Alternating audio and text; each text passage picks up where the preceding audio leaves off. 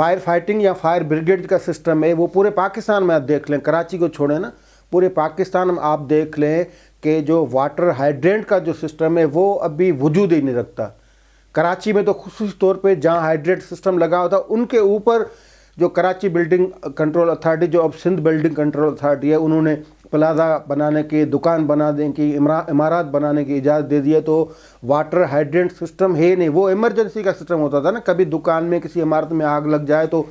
بجائے وہ بڑی گاڑی بلوانے کے وہ سسٹم عملہ آتا تھا، اس سسٹم سے پائپ لگا کر وہ آگ بجھانے کی کوشش کرتا تھا۔ اور بھائی آپ کے پاس آکسیجن ماسک سسٹم ہے، کوئی بریدنگ جو اپریٹس ہوتے ہیں وہ کوئی ہے؟ کیونکہ ان کا ٹارگٹ ہوتا ہی نہیں کسی پھنسے ہوئے